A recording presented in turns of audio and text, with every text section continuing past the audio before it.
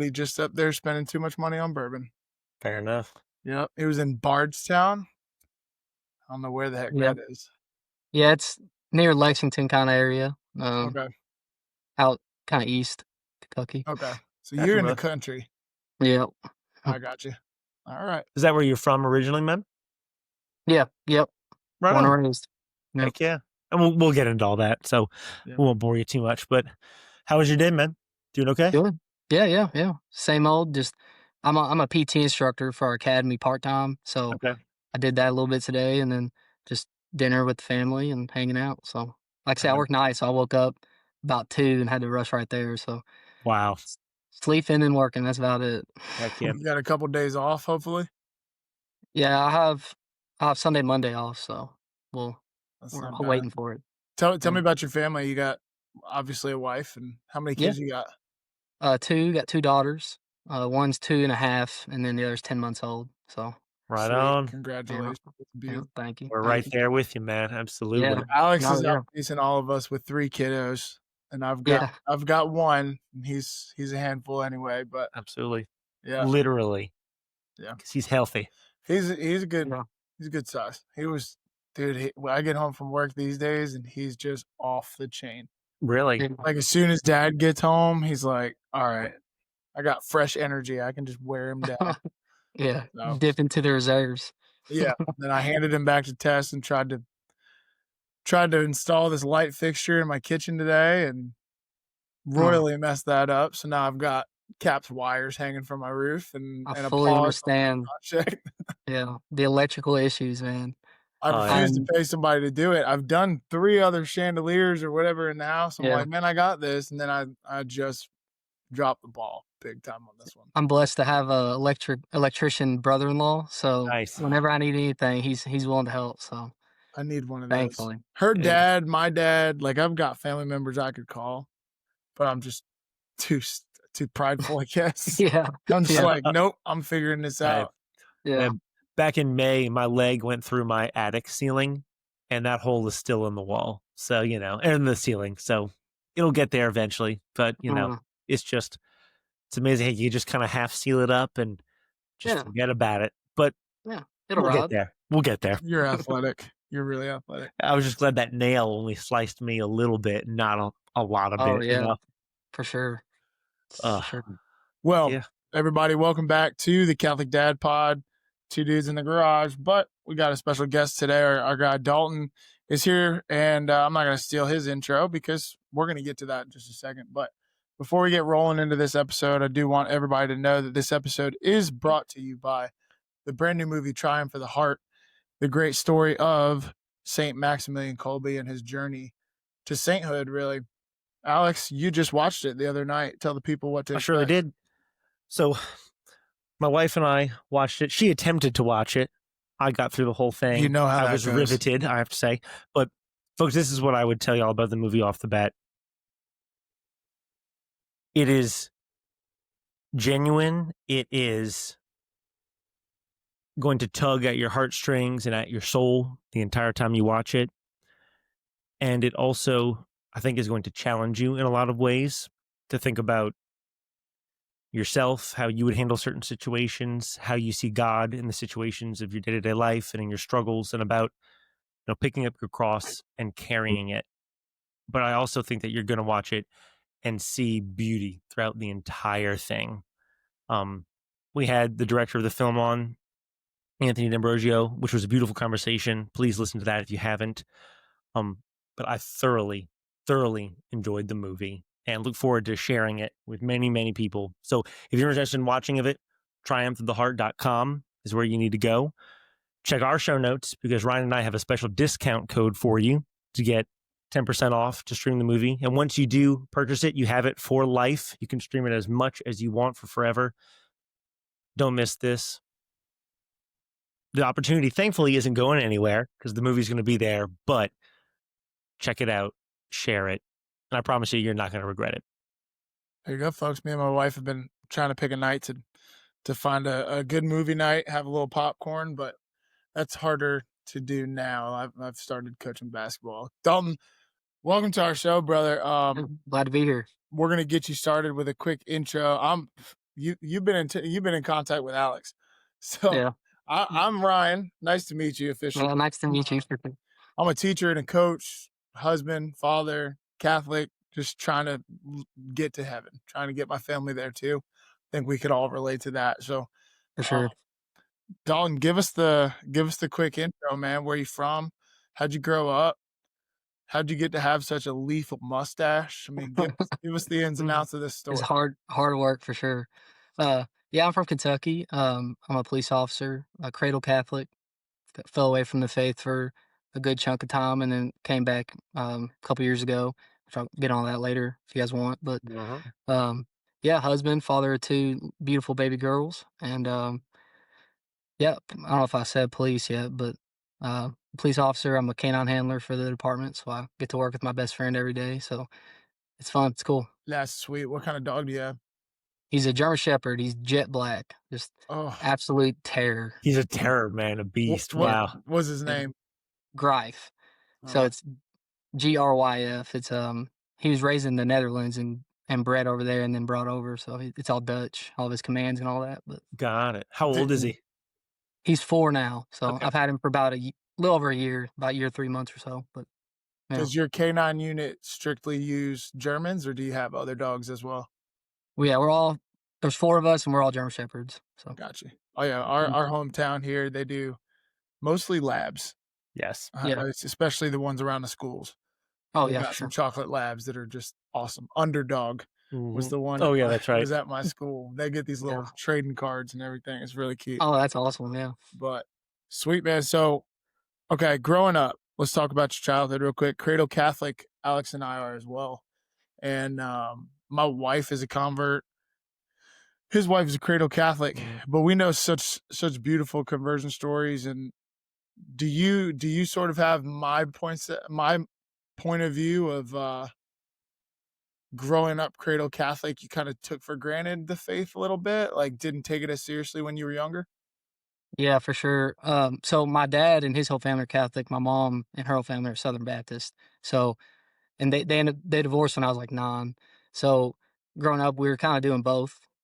We did Saturday mass with my dad and his parents. Like we grew up on a family compound, so like his aunts and uncles all around us, and then my grandparents were 2 doors down from us. So just real family oriented, of course, and all of them being Catholic. Like you'd think it would be a little more of the culture of it, but when my grandmother passed, she was like the Catholic in our family. So when she passed, a lot of that kind of went by the wayside. But yeah, it was kind of double dipping. My dad, of course, still wanted us to do all the sacraments and all that, so we all did. I have 4 older siblings, and then just kind of as time went on, just started slowly, more and more stepping away, getting less involved and so on.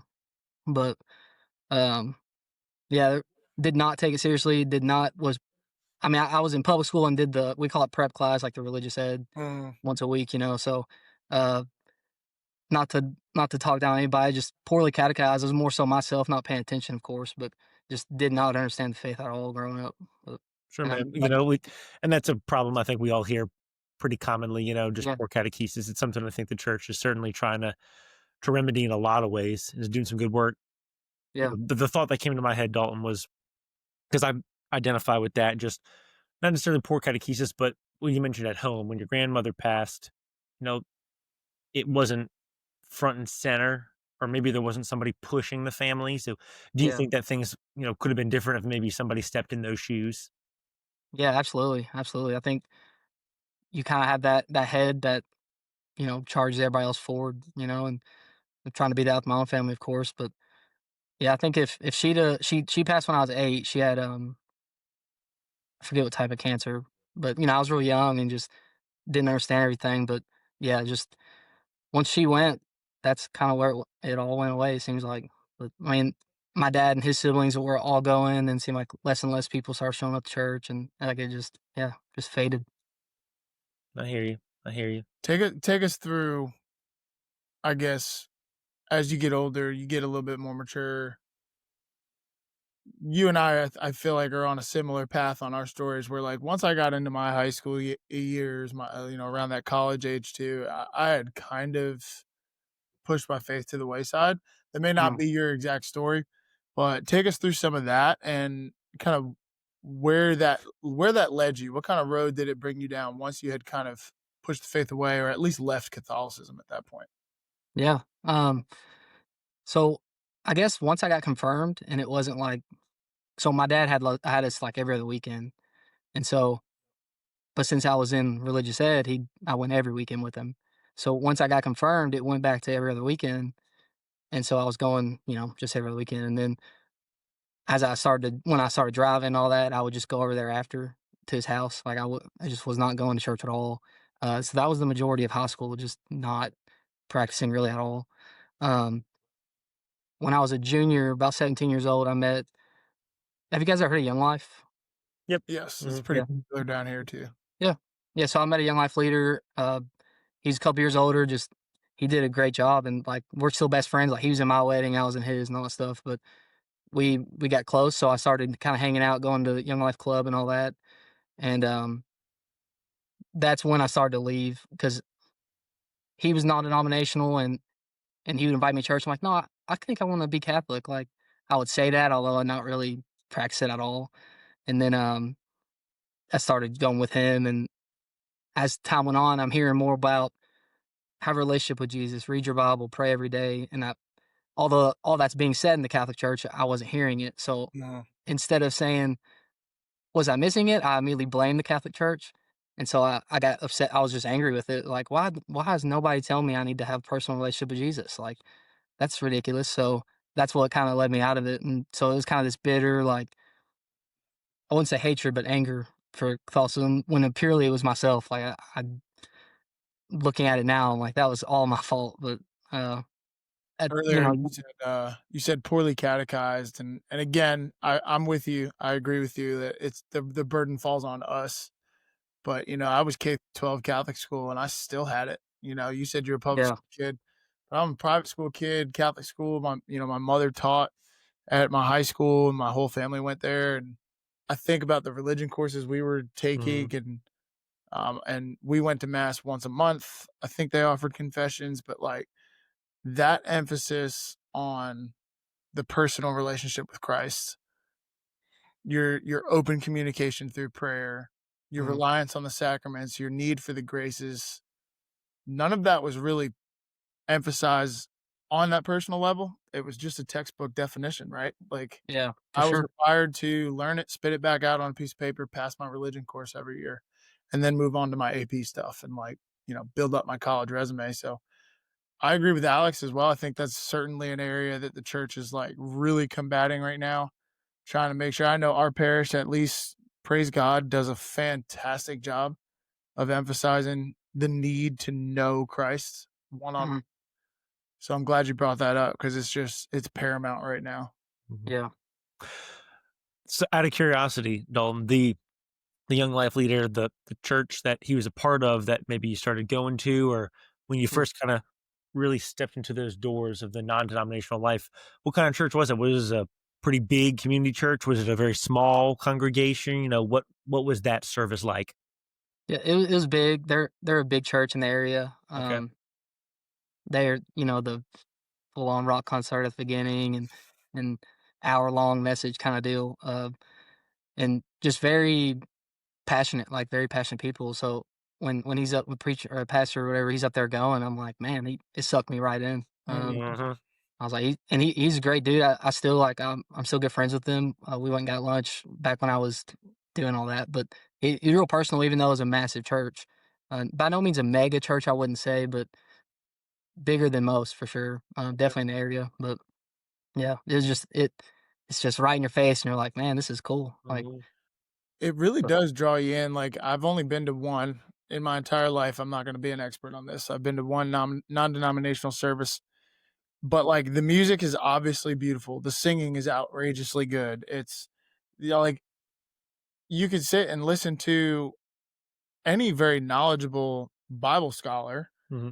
Granted, the church I went to, it was not a Bible scholar. It was pretty yeah, much just a random guy who taught somewhere. But yeah, um, you give a moving enough speech, like there are so many positives to what goes on in those churches, and I think it's often misconstrued that like as a Catholic, I look down on non-denominational, like there's a time and a place for that kind of praise, but that's where I draw the line is to me, Right. it's praise, and Mhm. it could be learning and knowledge and scripture reading, but I don't qualify that as worship from a Catholic perspective. Of course. Yeah. So, yeah. That's kind of what at first when I was still saying I'm a Catholic, but I'll start going with you here, and uh, that's what one thing I really felt was like, man, this is the praise, the worship, or yeah, it was called worship, but the music, and you're crying every time, like yeah, it felt strong, but yeah, How long did it take you to finally stop saying I'm Catholic? How long when did you finally cut that? And how long were you in this world for, Dalton? I want to say it was about a year of it. Yeah. Um, I met my wife. I had just turned 18, or had been maybe 18 and a half, I don't know, but, like, I was still it'd been about a year or so when we met. She's cradle Catholic, went to Catholic school, all that, and so, me still saying I'm Catholic, I'm sure it probably drew her in. Like, we talk about it, I'm like, "I didn't mean to, like, hoax you," but, uh and then, once some time together and so on, I eventually told her, I was like, I think I wanna step out of the Catholic Church," and she was like, "If that's what you feel is right," and arguments ensued, and or maybe not arguments, more like, debates, I guess, Right. but, uh It it was weird for a time, but I was gone. I was in the non-denominational church for, I wanna say 6 or 7 years. So I think, well, maybe 5 or 6. I think it was about I was 23 when I came back, but Okay. How'd you and your wife meet, man? so she did, like, ballet, like, dance school kinda stuff, and every year they hold a Nutcracker show for Christmas, and it's this big thing, like, a bunch of people are in it. One of my best friends, his little sister also danced for that company, and his mom was like, a dance instructor for that company, so they were like, "Hey, we need some backstage hands for the Nutcracker, like, you just work the whole week, and then y we'll pay you, all that stuff," and so I asked off for my job. I was like, "I'd love to go hang out with high school girls all week," like, heck yeah, so, uh I want the listeners mean, to know that he was in high school. I was indeed, yes. I was a junior in high school, yeah, so I was like, "Yeah, let's do it." So, we went and did that, and I saw her, I was like, "Wow, she's beautiful," so and apparently, she says she had the same she saw me and thought the same thing kinda stuff, so, uh, just being around each other all week. I got cold feet, I dropped the ball, and I did not ask her out, and We've then all fast been forward, there. yeah, man, it was rough, but fast forward 6 more months, another show, I think they did Beauty and the Beast, and then, being around, I did the whole week again. I was like, "I need to go back, like, I need to get a hold of this girl and hang on," but, then after that show ended, we went out, and the rest is history. That counts as high school sweethearts, I think, Absolutely, right? it does, no Yeah, yeah, doubt. yeah. Different 1000%. schools, but we were in high school, That's so fine, Heck yeah, yeah, it man. doesn't nobody needs to yeah, know that. High school yeah. sweethearts. I love it, man. Yeah, I meant you mentioned something like being 18 when you met her, and I was like, "Did he misspeak or he met No, his no. wife Yeah, really, yeah. really young?" Yeah, I met her, I was 17, then we started dating a little time later, but Good we for were both y'all. Good for yeah, y'all. Well, prayers for your wife and putting up with yeah. you and your Yes. family for sure. I'm sure she needs them. So 6 or 7 years in the non-denominational church. So I have kind of a few different questions obviously about this because it's just fascinating to me too. But Mhm. first off, I want to know, like, did you really ever find true peace while you were in the non-denominational church? Or were you battling the back and forth of should I be here? Am I doing the right thing? Was there ever a real serenity to it? There was always, I wouldn't say serenity by no means. I definitely felt like I was doing the right thing. Mhm. I'd fully convinced myself like this is right. Catholic Church has it wrong. Um, but dating a Catholic who and her and her family very serious about the faith. I was still like I'd go to mass with her and her family, and then do to go to the non-denominational service. So there was a little bit of like back and forth. Like I still enjoy it in a way. Like I still enjoy going to mass. Um, but for some, like I had to decide in my mind, like I'm not Catholic anymore. But funny enough, when anybody else would kind of talk smack or like bash Catholic Church, like I'd get super defensive. Like, no, that is wrong. Like, and I would still defend it. But yeah, so there was never like I don't think fully I was settled, but in my mind I had been like, yeah, this is what I should do. But I ask because I guess my second part of this question is: do you think it's a coincidence? Do you think maybe there's a little bit of spiritual warfare that goes on being Catholic and knowing that we have, the full deposit of faith and we're, our belief is we are the true church, descendant from Jesus Christ himself and the apostles. And mm, do you think it's a little spiritual warfare that in our society now, it's just anything you can do to talk somebody out of Catholicism and out of that true church? yeah, for sure. That's that's some things I felt too. Like they do a weekly every week at their church services, they did a communion where it was the little cup with the wafer on top, you know. Freaked me But out the first time I saw it. yeah, I was like, "What is this?" Like it's, you grab yours and go in.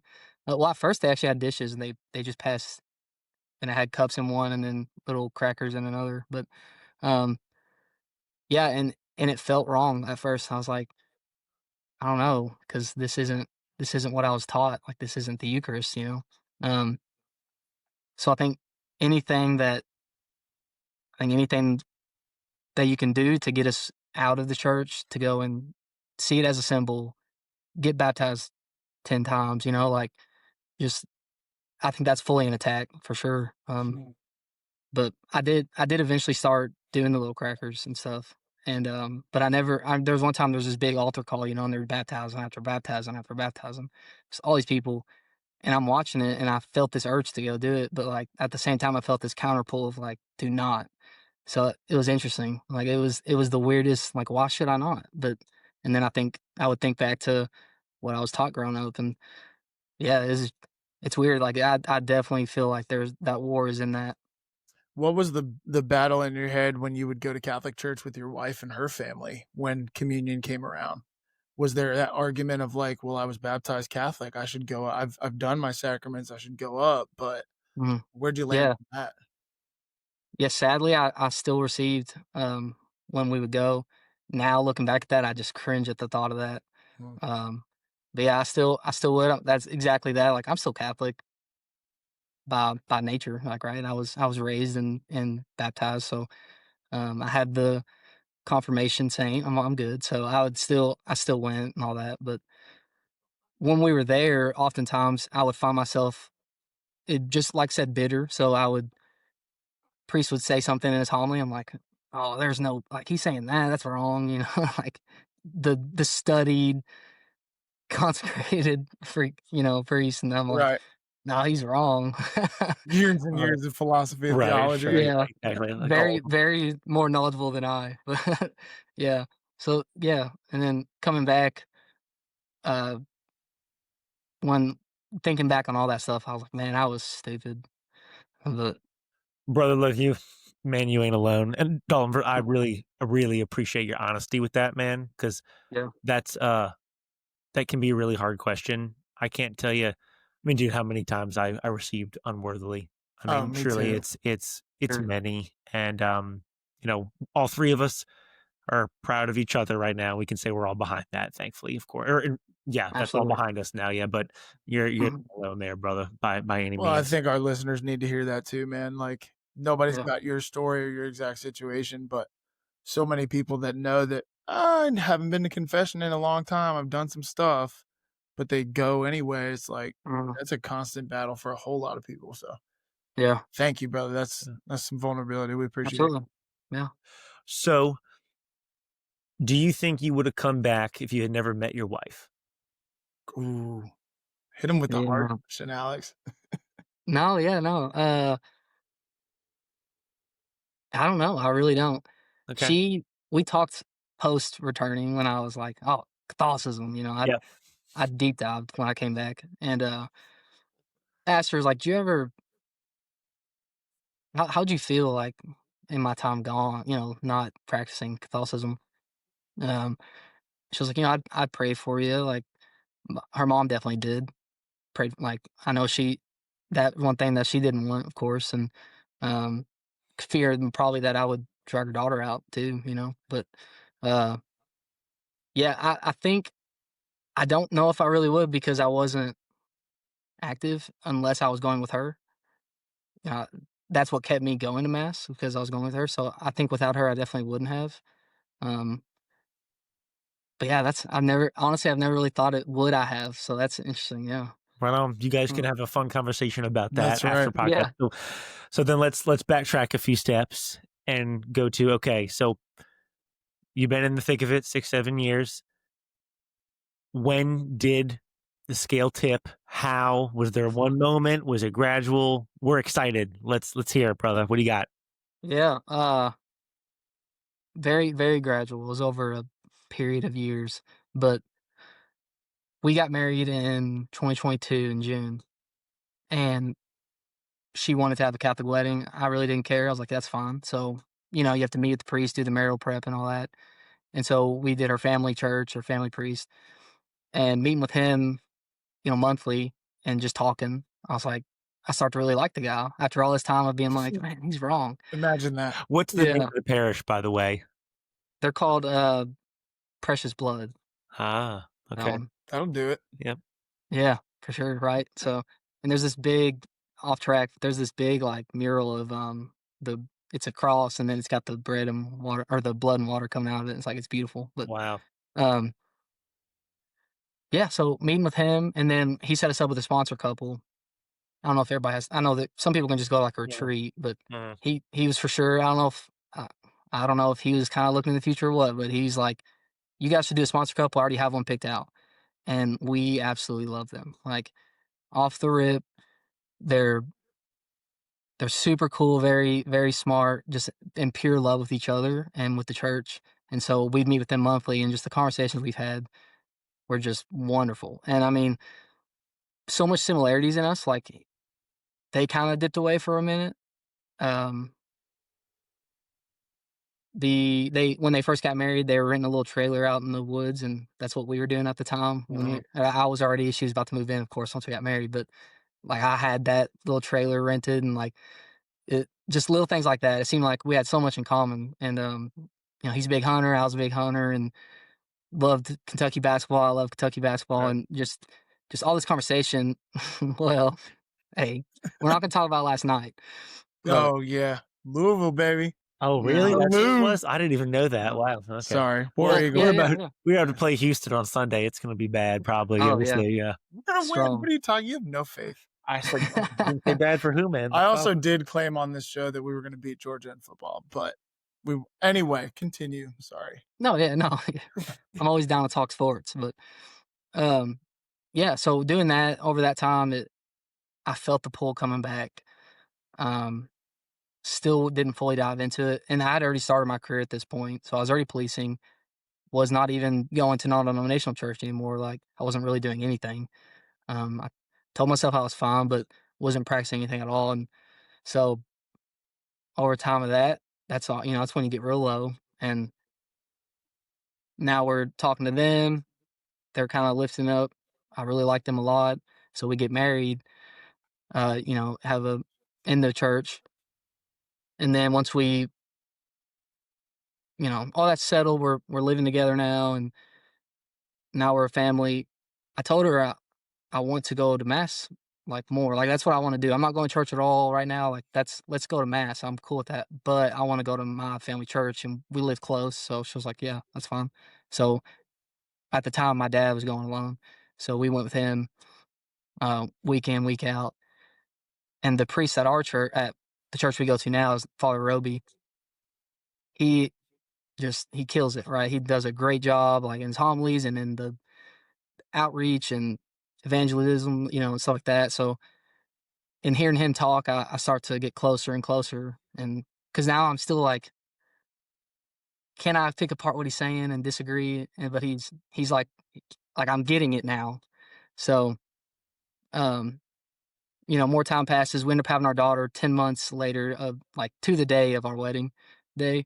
So 10 months later, we have our first daughter and a couple months pass, we get her baptized and yeah, when he's baptizing her, and of course we've been talking and meeting pre-baptism, you know, when he's baptizing her and then he holds her up to the parish and everybody's like clapping and stuff, like there's something. My family and her whole family sitting there in the front row, and they're like, her eyes opened wide. She was like waving at us, and I was like, it felt real.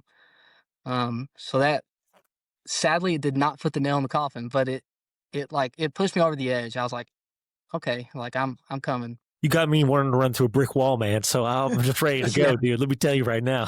dude, I was pumped for sure. Funny enough, my Instagram reels and like and TikTok or whatever was very Catholic. Like I'm sure it's because they know I'm going, but like you know what I mean. But very Catholic, and there was this one post like the beauty of Catholicism, and it's just flashes of photos of monstrances and incense and beautiful parishes and all that stuff. And one day I was seeing that, and then it was raining real bad. I was just hiding on this awning at work, just sitting on my phone, and I saw these posts, and I bawled my eyes out. I was like, it is truly beautiful, like just looking at these pictures. Um, and so I put my phone down and I'm praying. I'm like, I'm lost. I'm going to church. I'm not practicing anything. I'm just a Sunday warrior kind of guy right now. And I just felt so empty. And I don't know what it was. I swear it's just, all in my mind I could hear was go home, go home, go home. So, and I immediately knew what that meant. And I was like, all right, I'm going to be Catholic again.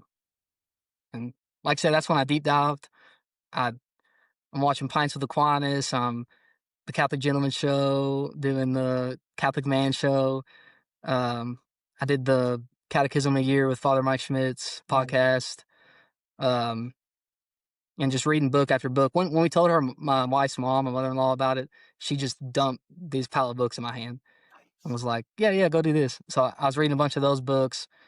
And of course, within reading my Bible, starting to get things, like seeing things that absolutely defend the Catholic Church. Um, just I feel like that's when my catechesis really grew, and like my knowledge of the church and all these things started popping in. Um, where conversation with my wife about it all, meeting with our priest and her brother-in-law. We're absolute best friends. Shout out my boy Lance, but uh, we would meet all the time. He's very devout, so he helped me a lot too. He helped me grow. It's funny because he's a lot younger than me, but not a lot, but maybe 5 years. But he helped me grow up in it for sure. But I'm hearing a lot of answered prayers from the people around you, my man. Absolutely. yes, for It's sure. truly an incredible story, and it's funny. Like, do you look back and just kind of get that chuckle of like, I see how you were working. I see what you were doing here, and Yeah, it's sometimes it takes the wife. Like I tell people all the time, God saved me through my wife, yeah, brought me back to the church through her, and she prayed for me. Like the fact that you're saying your wife, the family, your buddy Lance, everybody praying for you, it's like, man, that stuff works. And look where you're yeah, at. Like absolutely. you got an Uncle Mo flag behind you, Memento That's Mori, it. Cairo. I mean, you're a few Catholic tattoos away from being me, man. Hey, there's definitely some photos in my photo album on the phone of what Yeah, I'm gonna get. we'll So talk about that once we cut this camera off. Deal. But I love the story, man. And from a personal note, thank you for your career choice, because that is Absolutely, a brother. very sacrificial job. How, if you don't mind me asking, how old are you, man? I'm 26. 26. So you're a little bit younger than the two of us fools, but my dad was a state trooper in the state of New Jersey for 30 years. Awesome. I know the grind, I know the hours, I know the overtimes, and I mean that Mm, life is not for the faint of heart. And certainly, I'm not saying this about your department or every cop in general, but there can be times when that life of a police officer can also be very challenging on a family. for It sure. it can bring some much needed and maybe not the best ways to blow off some stress, and drink with the boys or do what you got to do. And that's not strictly just a police thing. No, certainly not. So Oh yeah. how challenging is it to live your Catholic faith on the police force? Is it something that the guys you work with know about you? Or is it something you sort of keep under the rug? How do you approach it day to day? I'm pretty vocal. Love it. Yeah, pretty dang vocal. No, yeah, of course. So I started right at 21, right when I could. I knew I wanted to do it. With that, well, it was a bit of a roller coaster too, but once it came time, I was like, yes, I'm going to do it. So got the job my first trial, all that good stuff. So I started right at 21. So I've been in for just about 5 years now, and yeah, like I said, I'd already started my career before we got married, just about a year or so, and returned a couple years ago. So there was a good chunk, the beginning of my career, where I wasn't practicing Catholicism at all, or not even admittedly Catholic. So, but even then, like I say, I defend it even when I wasn't. Like I would kind of talk about it, but I was not at all. People knew me to be a Christian dude, and it's like it was fully a front at the time. Like I said, I wasn't practicing, but I did. I love talk about Jesus, so I still would, and still had a biblical knowledge and all that. So people knew that about me, but the witness was definitely killed in a way of just was not showing it right. I'm cussing left and right. I'm not joking, or making harsh jokes. We're not with the guys and stuff, or drinking, all that stuff, and just poorly showing it. But once I returned and did my full deep dive, it's all I wanted to talk about. Like anybody that would listen, that's what I'm talking about. So here and there, just hanging out, I'd start talking about this or that, or if I'm playing my podcast on traffic stops. I saw this post of a cop saying he would play worship music, so like on the traffic stop. So if it ever went to court, maybe that'd plant the seed. Somebody in the court hearing it. So I was like, I'm gonna start doing that. So on my body cam, I got Father Mike Schmitz going or whatever. But Love it. yeah. So it went pretty strong once I returned. My best friend on the shift, he grew up Lutheran, and he kind of, I guess, atheist in a way, maybe agnostic, I don't know. But we were talking a lot, and one day he randomly pulls up to me and he's like, "If someone was to start reading the Bible, where should they start?" And this is post Catholicism return, so I'm hardcore Catholic at this point, and I'm like, "Man, who's asking?" He's like, "Well, I am." So we jump. I told him, like, let's do John. So we'd read together, and then I kind of explained things as we went, and kind of doing that. And one of the chaplains was like, "Why aren't you a chaplain?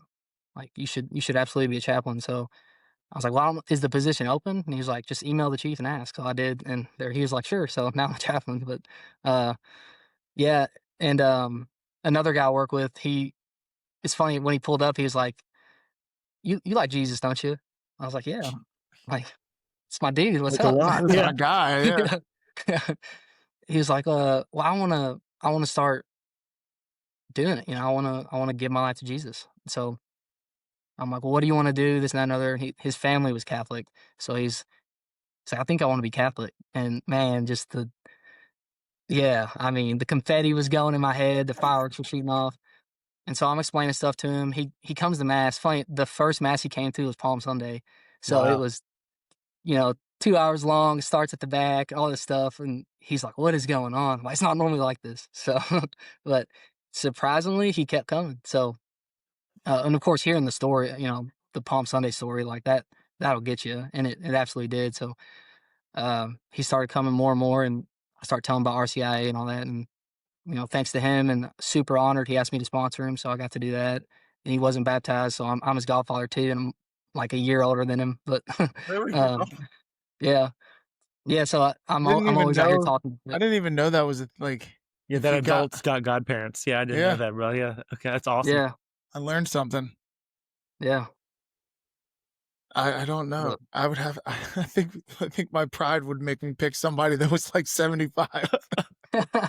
yeah, he told me, he asked me to be a sponsor, and like I said, I'm super honored and happy to do it. So I'm going to class with him, and that helped me a lot too. Like going to RCIA class, because That's a really beautiful process, and you don't for realize sure. how much you needed the refresher. I've Oh been yeah, honored to do it once, and yeah. I'm sitting there like, oh, I know all this stuff. Like I could be home.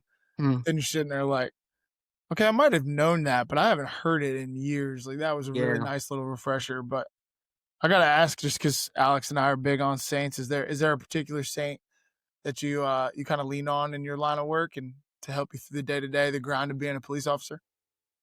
Yeah, I guess not to obviously St. Michael, you know. I I almost wear told you a he didn't count, but I figured he's got. yeah, I wear a St. Michael badge on me all the time. But yeah, I got really drawn into Maximilian Kolbe's story too. We have a Catholic bookstore. It's called St. Maximilian Kolbe Oh, cool. um, in town, so that kind of drew my. I guess not so much work, just in general, but like I like his story a lot. You know, sacrifice and all that, and yeah, I think always praying the St. Michael prayer and um, big Padre Pio fan as well. But, Mm. I got his prayer card on my bathroom sink. I just I say, yeah. actually have a second degree relic of St. Padre Pio. It's a little Oh cutout wow, of one of his cassocks that he wore. Yeah, it's a wow, that's little relic awesome. bearer, man. Yeah, it was a gift from a Yeah, grandparent. It's pretty cool. wow. Yeah. I like Saint. I have a Saint Benedict medal that the I don't know her title, but she's like she runs RCIA for the parish. I forget what it's called, but um, she went to Medjugorje Mm, and went to the church that the apparition and all yep. that, and so she brought home a Saint Benedict medal that was blessed by the apparition. So she got brought a bunch, so I got one. That's awesome. I got So mine yeah, right here, and you can't see it, uh, but we have one hanging right there too. When we're a little yeah. closer, that's right. yeah, big fans. Um, Describe what is the role of a chaplain in the police force? What do you do exactly? What's Besides converting Yeah, people left Yeah, and right. exactly. Of yeah, course. that's Besides bringing them home. yeah. Well, obviously, it's not like a military chat. Like we're not. I'm not obviously not a priest, but um, it's more so. I guess I can't think of the word. Um, counseling, but without being Mhm. counseling. So if there's a go to a rough call or anything that's kind of messing with somebody's head, we're basically the people that they know to go to, and we can get them in contact with the counselor, or we can just talk and pray. And obviously, all four of us, there's four chaplains. All of us are religious people, so it's still geared towards religion. Mhm. But the main primary role would be that, or death notification. If somebody were to pass in a wreck or something, we go notify Mhm. the family. But you know, I think Wow. it's pretty darn clear that the Holy Spirit's working through you. What Absolutely, you're brother. doing, man. I And at appreciate it. 26, dude. Whew, I was. Mm. I'm not gonna say it out loud because we got an audience here, but I was doing different things when I was Yeah. 26 years old. I was still plunging my way through undergrad at 26, just failing classes and being Oh, silly. But good for you, man. yeah. It's a wild journey. I gotta have a loaded question for you though. What's up? So take your time. But policing is all about justice, enforcing the Mm, law. How do you balance justice and mercy in your job, knowing what Jesus taught, and not saying that those are conflicting ideas? They mm, have some sort of harmony to them. How do you find that balance in your day to day? yeah. Well, I'd say we have a officer discretion is a thing where we use where you have the ability, barring it be something that law requires you to arrest on, you have abilities to maybe not charge or not arrest or whatever on certain charges. Um, so that helps if you really feel like and this guy doesn't need that, he needs a break on this, whether it be just a regular traffic stop or not, but traffic violation. Um, so say you can kind of see it there that mercy is shown in that way to be like, I'm not going to charge you with this today, like do better next time or whatever. But We greatly appreciate those traffic stops. Actually, yeah, I think yeah, that's definitely the best. Not a big ticket rider, so you'd love to be pulled over by me, but he's already a top 5 cop in my book. but yeah, I think you have to do your job. You have to bring forth that justice. So in a lot of ways, maybe there isn't so much mercy shown, but I guess you have to work to find that balance as a police officer and know when something's needed and when it's maybe not, and other routes. If we could take people to speak with um, mental health experts, or we could take them to rehab, stuff like that. So there's different routes you can take for certain things, but yeah. Absolutely. How about home right now, man? We'll go a little lighter, You got 2 daughters. I have 1 daughter. She's almost 4, and she is so alive and so strong-willed and smart and asks all the questions, and doesn't miss anything. And if we're having a conversation across the room and she's like, what did you say? Or where did that person tell you? And where are we going? I mean, just into it all. Yeah. I guess, what are the little ways you and your wife are bringing the faith into the house now? And what do you notice them picking up on already? What are you seeing? Yeah. No, yeah, of course, your basics, like always having a family dinner, always praying, Mm, saying grace over it. Um, that's we're always trying to lead her in that with prayer, or we pray before she goes to bed. Our oldest, that is, our 10-month-old, she care less about anything other than eating whatever's on the floor. But uh, yeah, with our 2-year-old, we're always trying to get her into prayer, and um, she's doing the sign of the cross, but she does forehead, shoulder, shoulder, shoulder. But right on. she says the words right, so We're getting there. That's a yeah, start. yeah. Yeah, so just teaching her here and there different things.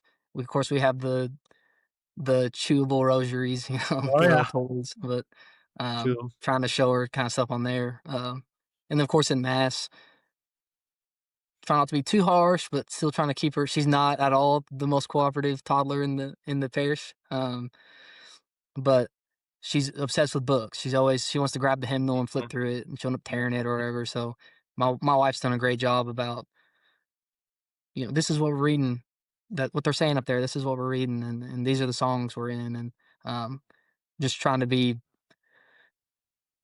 easy on her, and showing her, guiding her through mass or at home in prayers, and you know, I'm knowing kind of what I went through. I might be a little hard on it sometimes. I'm like, we're talking about the Eucharist, or it's about time to go receive, and I'm like, that's Jesus up there, and she's like, oh, that's Jesus. And then we get up there and she wants to grab it. I'm like, no, you can't have it. Like, you're gonna drop it. So uh yeah, just it's that it's that middle ground of knowing where she's at in life right now, how old she is, what she can understand, but also trying to implement as early as possible. So set that good groundwork. But,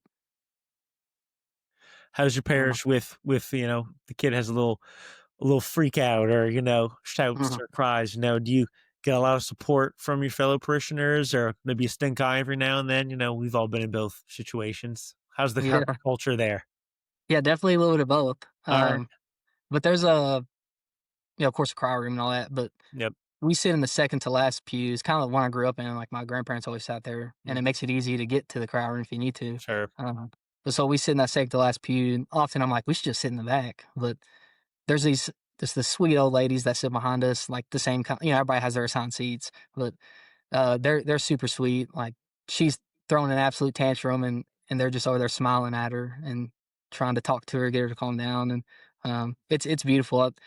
Overall, I think, and you hear cries all over the place. One of them said, "If the church ain't crying, it's dying," to us one time, and that was like, all right, like, because you feel terrible for it, like we're distracting everybody, and quickly figured out that they all get it. Everybody's been through it, Yep. so the support is for sure great. Oh, yeah. It's funny, man. Every single time the kids are rowdy, I you know you, I'm like, how can I look at the people behind me without seeing them, Mm. knowing that I'm looking at them? Some mind game I'm playing with myself. But I think for sure these are the people today who hate us right now. Like, no doubt, absolutely. And then mass ends, and they immediately are like, "Your kids are great. You guys are doing such a good job. You're Yeah. doing the thing that you need to do. You're here." Mm. Every single time, I think for sure they Yeah. hate us, and every time I'm just wrong. So I just need to Yep. shut up and Very This be blessed, man. It's incredible, how great people really are a lot of the time. Oh, yeah, yeah. This weekend, we went to a different parish because we missed ours, went to a wed like I said, we go on Saturdays because I work nights, but I've been in training all week, so I'm sleeping normal, last week, and, um, we missed Saturday because we went to a wedding, so Sunday morning we went and ended up having to go to a different parish, for the mass, and so don't really know anybody here, and she's being her usual self, just completely upset at the world, and, there's this old couple behind us, and, the woman's veiled, and I'm like, "Man, they're super reverent, like, this is not good." And, Oh. afterwards, she and I'm holding our 10-month-old, and she spits up on me about 2 or 3 times. So we're going absolutely going through it, and the stress is real, and, after mass, that's what she says. She was like, "You have a beautiful family, like, you guys are doing great." It's like, man, I about cried in her arms right there because I know it. yeah. Like, "I don't I even know think that you, those but" random shout outs too just carry so much weight. It's like yeah. my mom and dad could tell me this, and like I don't know why, but right now this stranger makes it hit a little different. Absolutely. For sure. Oh, I have my assigned seats, quote unquote, at church, and our church was so flipping packed the other morning. it was. I had to sit next to this guy for the first time I've ever sat next to Alex and his family, Really? and Yep. so yeah, and then my son just proceeded to act a fool for a minute. He's really not We bad at usually all. bribe him with Yeah. these little I snacks. think it's always worse to the Quarters. parents. Yeah, we had to take him out, let him crawl around the vestibule for a while. Blessed to have a church that has that room Oh, for though. sure, for sure. When we were on vacation Uh, last, we went to a church, really, really sweet church. A lot of an older congregation, but um, they didn't have any real space in the back, and they kept the doors open too. So it's like uh, man, I was up in New Jersey. It was cold, windy by the beach, and I was like, the only place I can take my son is outside. yeah. And so we were struggling.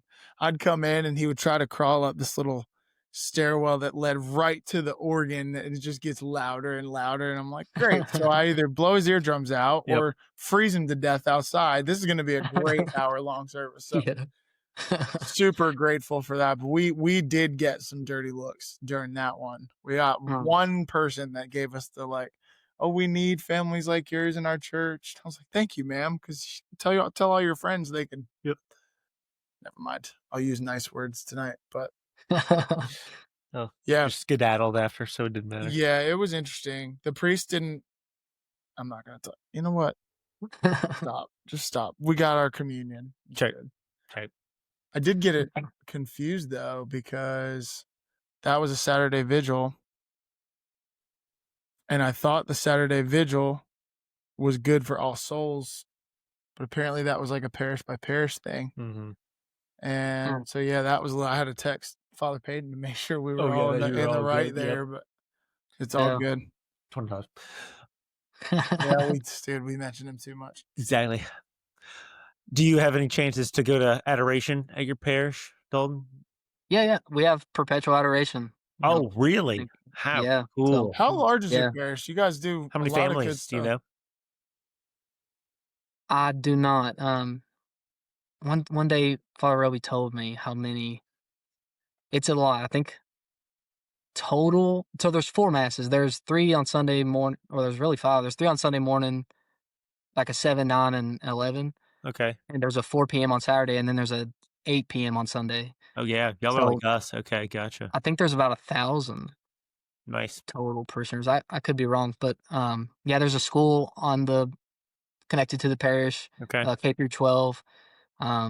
There's a gym that it's like really small. It's really not a huge property, but they have it all there. Like, it's really nice. And they're building a new school now, so it's gonna be awesome. Praise But God. Fantastic. Yeah. We're in the middle yeah, of a big campaign to expand. We have a school that's growing year by year right now. We're up to 5th grade, and already a waiting list and tons of blessings from that. And yeah, that's awesome. right, we got enough to get a whole bunch more parking spots, which is a great Yeah. start. Yeah, and then Yeah, a lot more needed stuff. No So joke. exciting You time. pull yeah. in if you're not 10 minutes early, you ain't finding a parking spot. There's people Oh lined yeah. up on the road. It's a blessing for sure. But Mm. our parish, this guy he had to buy a reserved parking spot at a fundraiser So he doesn't have to worry about it. Fundraiser bid. I get it for like 2 Oh, more man. weeks. That's it. Yeah. What? Yeah, Okay. So VIP. it is VIP. He's lucky, Woo! blessed, not lucky. So, husband, father, chaplain, on top of police officer. You wear quite a lot of hats, my friend. So, what's the hardest part of the stage of life that you're in right now? What is the hardest part spiritually for you right now? And how do you guard against becoming a little cynical, maybe that burnout that you could face? Where you stand there? Yeah, I think with night shift, of course, that's not natural. So I'll wake up. I get off about 5:30 in the morning. And I wake up about 2:30, 3 p.m. So I always feel like I'm starting my day late, even though it's kind of my morning. So um, oftentimes I still struggle with the rock, solid devotion. So there's days I'll wake up late. I'll go work out. Like, man, once I go to work, I'm like, man, I have time to pray today. And it's like, yeah, you actually had like 4 or 5 hours. But uh, yeah, just going through the motions every day. Really, it's nothing too crazy. It's it's just general and just going through the motions. And I think being a canine handler, I'm having to take care of him. He lives at home with me, so I'm taking care of him. And a couple of days a week, I have to go out to the academy and teach. So that starts to fill those gaps I have. So it makes it more of a struggle. But I'm a little burnt out with the academy. I'm not gonna lie, but they're gonna graduate in like 2 months, so we're holding on. But yeah, How long are the yeah, classes there at the academy? they do 25 weeks, Okay. and then 4 months of training. So you ride with the training officer. Mhm. So you're about a year out from when you start to when you actually are on your own, doing your own, working your own beat and stuff like that. But Are you county, city, you state? city, Okay, yeah, I got you. Wow. Yeah, man, I think. it's just sorry, go on. I was just gonna say how different places do things differently. Like I know up in Jersey, state police were huge, like all over the place. City cops were as well, but you really didn't see a lot of like sheriff officers Oh, yeah. or anything like the deputies, none of that. Mm. Down here, our city cops are all over the place. Absolutely. Yeah. They do an Mhm. awesome They job, do.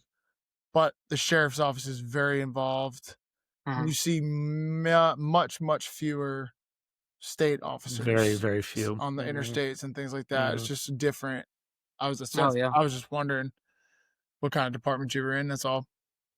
No, yeah. We are for Kentucky for the most part. It's mostly city and sheriffs Okay. kind of run it all. The state police more of a highway patrol, like I said. Yeah. But out east, where it's then living in Appalachia and all that stuff, there KSP kind of takes more of the taking call kind of role over Mhm. there. But over on like more central and west end of the state, that's really just the Appalachian area. The rest of the state, it's all city and county police, but I got you. and sheriffs. Mm. When you're home with your dog, is he pretty bonded with your daughters? Like, is he a kind of regular dog at home with them and everything, or is he always on guard? Kind of. Yeah, I wouldn't say he's definitely easier with them. Like you can tell I think he knows, like he's used to them, Sure. but all he cares about is work. Like Yeah. he sees me. My wife will walk out. Some days she'll need to take care of him for me or whatever. She'll go take him to the bathroom, and if he sees her walk in, he just he looks at her and then just lays back down. But once I'm coming in, he's spinning and going crazy. And uh, the moment he hears my car door, like my cruiser, it's like he knows it's different than, like, my truck. Like, Oh, he sure. hears my cruiser door or something, and he's throwing a fit, like, he's ready to go to work, so, genuinely all he cares about, but he is sweet with my daughters. It's cool to see. Mhm. She'll wanna play with him. He gets riled up when she's trying to play with a ball or something because he wants it, but, Sure.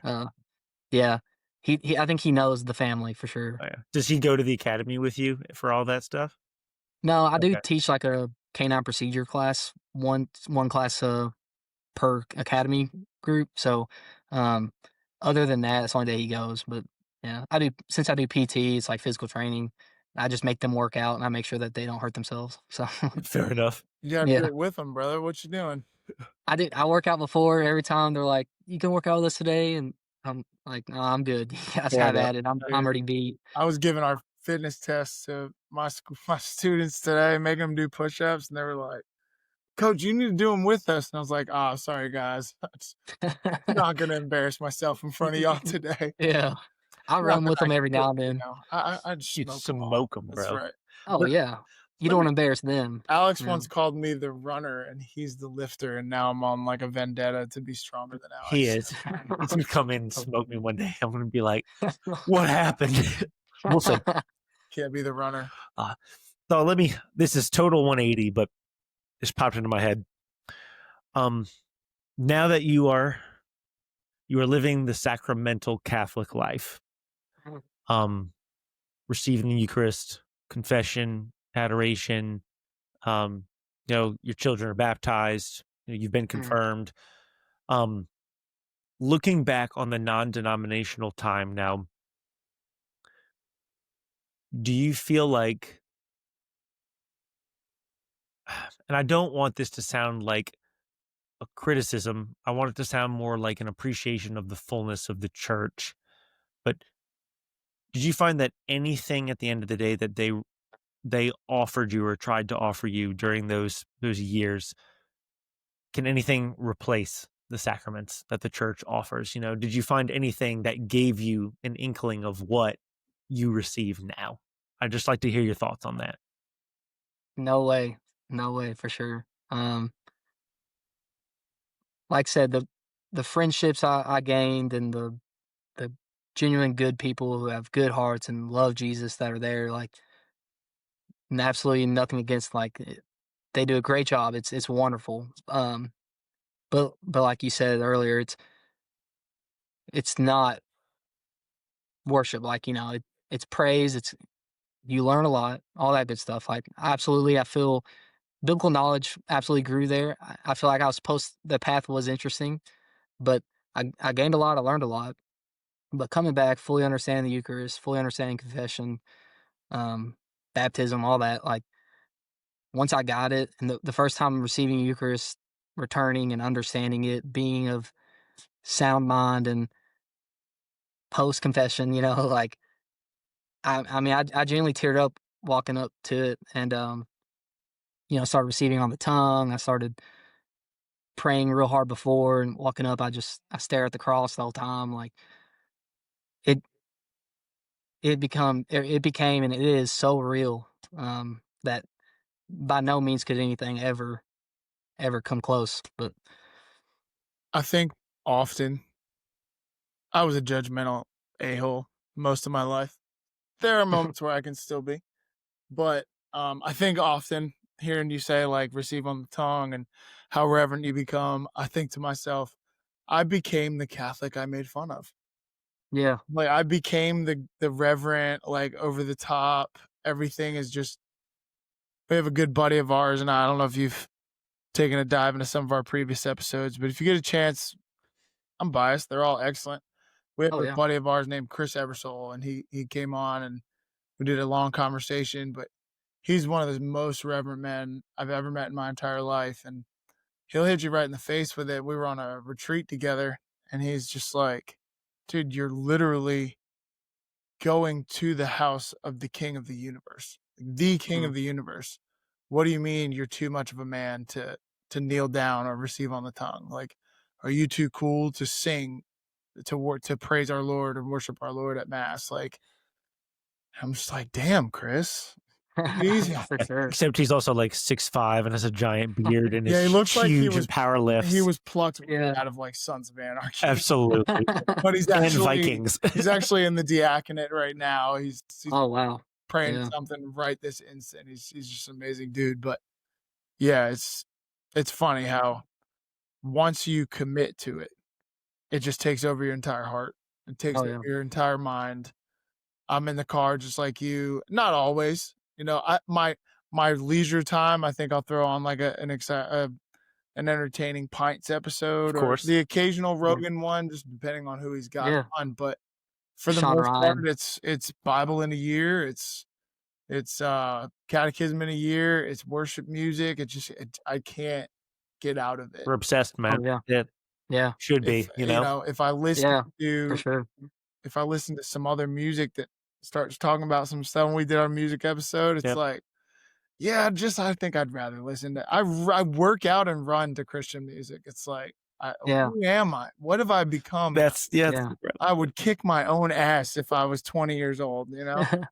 I know. I was always I'm a big country and bluegrass kind of fan, but I always lifted the metal, and returning and getting more reverent. I was like, man, this stuff is bad. Like I It should sure is. not. I So get I you, bro. started listening to like Christian metal, and I would dog Christian metal all the time. Really? Is it good?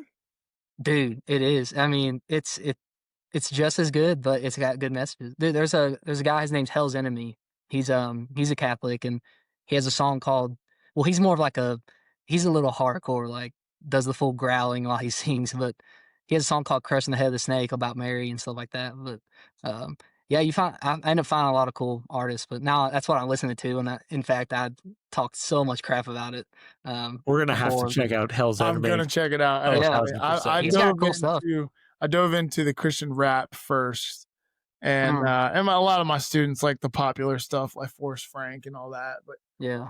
I tried to kind of curate my own Christian workout Sure. playlist, and sometimes I'll put it on and I'm like kind of moving and I get those strides coming out, or I'm throwing up a little extra weight, and sometimes I'm like, This ain't doing I it. just want to listen to the reverend stuff. Yeah. Alex sure. will listen to freaking Gregorian chant and go on a run. Like that's some next level stuff. Yeah.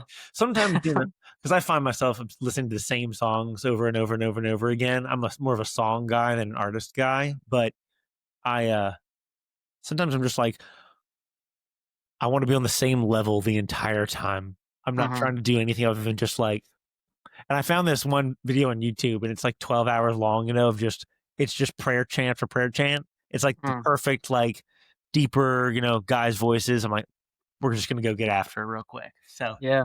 Yep. And there's definitely something to it. Definitely. Oh, exactly. Yep. Are you a rosary guy? Yeah. Yeah. I forget when it kind of started, but I got the really nice Catholic Woodworker rosary. Oh, and, awesome.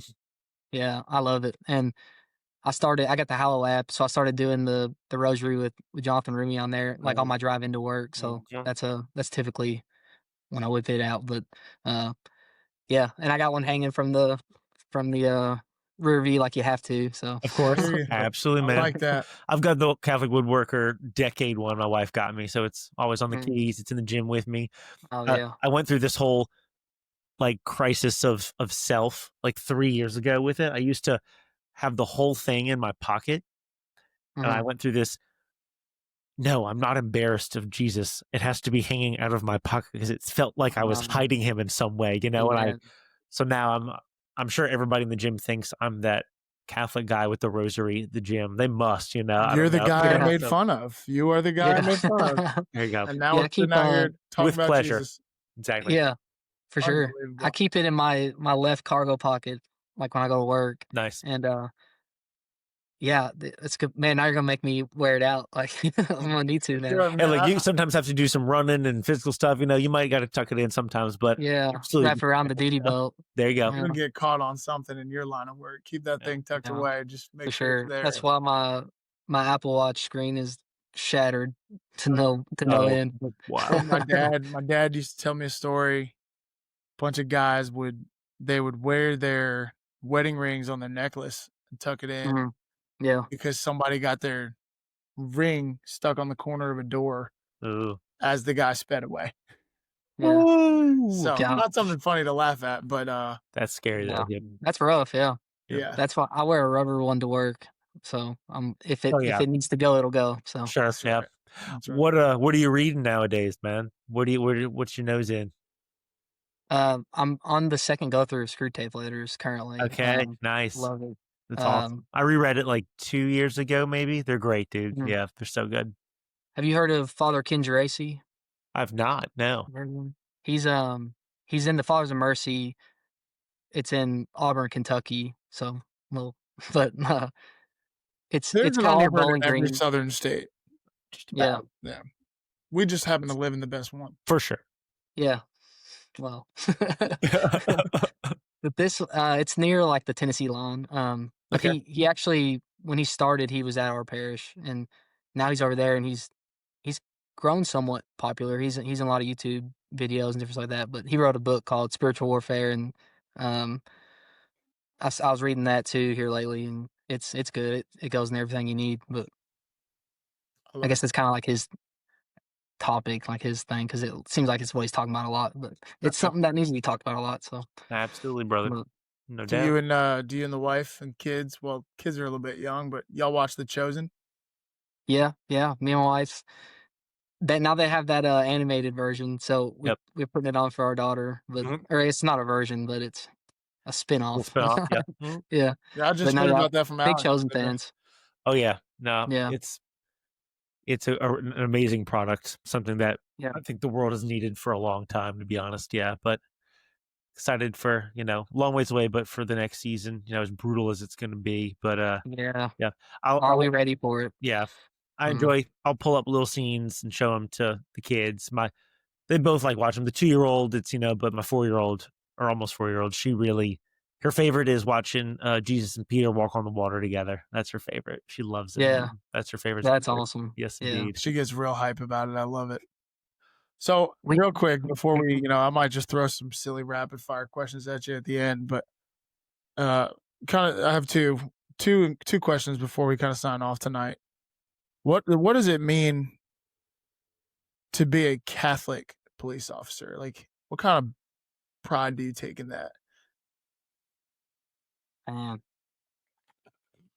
I that's a good one. I think I guess it's wanting to share it, wanting to evangelize people.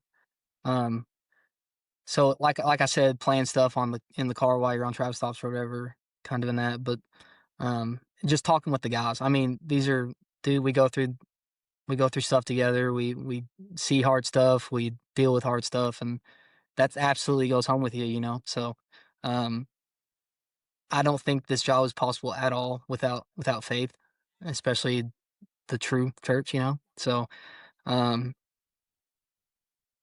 it allows you to deal with it, I'd say, and offload and just run to prayer with whatever you're dealing with. And so talking with coworkers or Joe Schmo on the street, and if opportunity comes, and being able to share, which you can always find a way to slip it in the conversation, I think, but being able to share and talk life with guys, and um, to battle through what we're going through, and like that's the most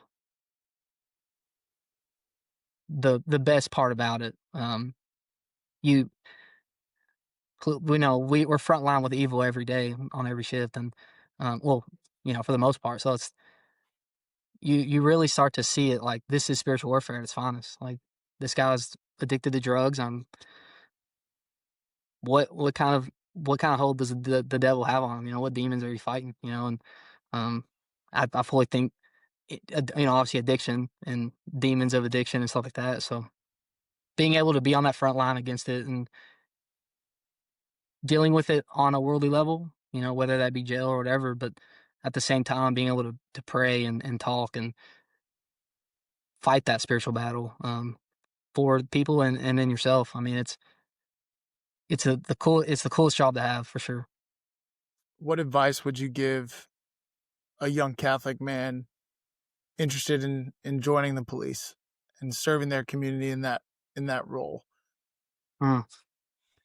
Yeah, I'd say don't take the church for granted at all. I mean, it's gonna be hard to man, I don't have time today. I worked all night. Like I don't want to get up to go to mass or get up and go to adoration or confession or whatever, but it's going to be difficult to deal with the time aspect of it as well as the mentality of if you don't run to Jesus with the stuff, with the evil, with whatever, it absolutely can take over, and you can become this calloused and upset with the world, and find yourself getting lost. So um you really gotta lock in and use what you have, Saint Michael and and spiritual warfare and divine mercy and all that stuff. Like, hold true to all that, and you'll be the best cop in town for sure. I commend you, man. I really do Heck yeah, bro. for everything you're doing, leading your family, leading your